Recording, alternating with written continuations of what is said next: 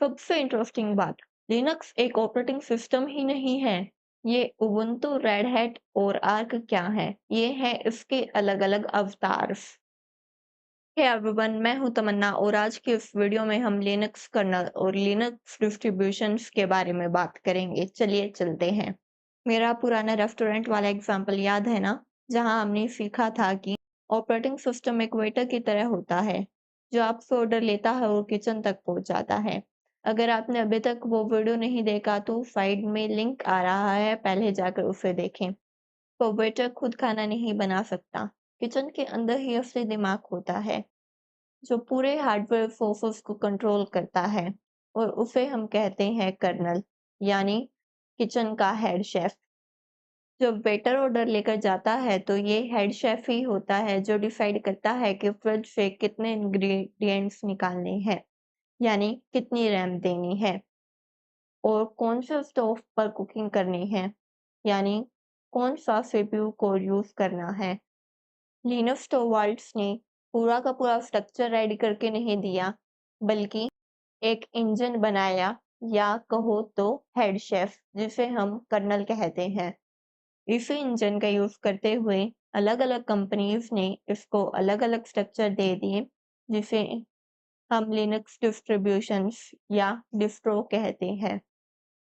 आज के टाइम पे हमारे पास बहुत लिनक्स डिस्ट्रीब्यूशंस अवेलेबल हैं, पर उनमें से हम सिर्फ 3 सबसे बड़ी फैमिलीज के बारे में बात करेंगे, जो कि वर्ल्ड फेमस हैं।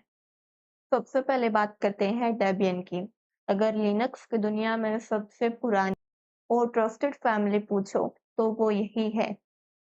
इसका सबसे बड़ा फीचर है इसकी स्टेबिलिटी और पैकेज मैनेजर, जिसे हम एपीटी कहते हैं। ये फैमिली 1993 में शुरू हुई थी। डेबियन की फिलॉसफी है, चाहे कुछ भी हो जाए, सिस्टम क्रैश नहीं होना चाहिए। इसलिए इसमें जो भी अपडेट आता है वो पूरी तरह टेस्ट होने के बाद ही आता है। क्योंकि डेबियन थोड़ा सा कंजर्वेटिव है, इसलिए इस पर कैनोनिकल नाम की एक कंपनी ने उबुंटू बनाया। उन्होंने डेबियन की स्टेबिलिटी ली और एक मॉडर्न ग्राफिकल इंटरफेस जोड़ दिया ताकि नॉर्मल यूजर्स और डेवलपर्स इसे आसानी से चला सकें। अब आते हैं उस फैमिली पर जो बड़ी-बड़ी टेक कंपनियां, बैंक्स वगैरह चलाते हैं।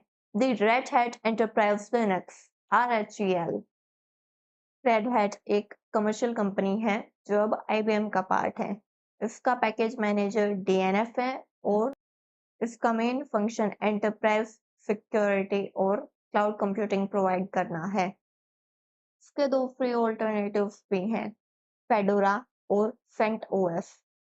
जिस तीसरी और आखिरी फैमिली के बारे में हम इस वीडियो में बात करेंगे वो है आर्क लिनक्स, जिसे देखकर बिगिनर्स का दिमाग तो घूम ही जाता है, क्योंकि इसमें सब कुछ खुद ही बनाना पड़ता है, कुछ भी रेडीमेड नहीं मिलता।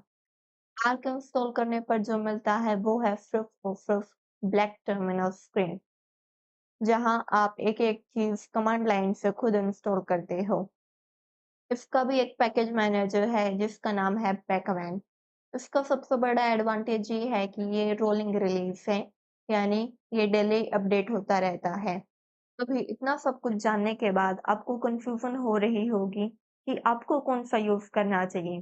तो चलिए समझते हैं कि आपके लिए कौन सा बेस्ट है। इसके 3 केसेस हैं।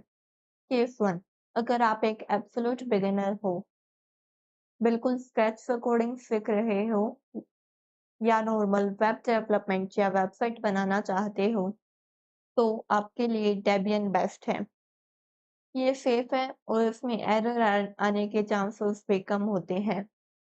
अगर आपका गोल साइबर सिक्योरिटी या क्लाउड इंजीनियरिंग है तो आपको रेड हैट के सिनेरियो को समझना पड़ेगा, क्योंकि क्लाउड पर चलने वाले मैक्सिमम कॉर्पोरेट सर्वर्स इसी पर चलते हैं।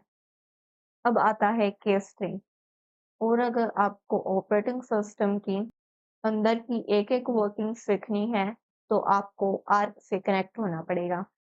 इसमें आपको लिनक्स का फुल कंट्रोल मिलेगा। किस फैमिली को यूज करते हो या करना चाहते हो, नीचे कमेंट में बताओ। अब सवाल बनता है कि इस सीरीज में हम किसके साथ कंटिन्यू करेंगे, तो जवाब है उबुंटू।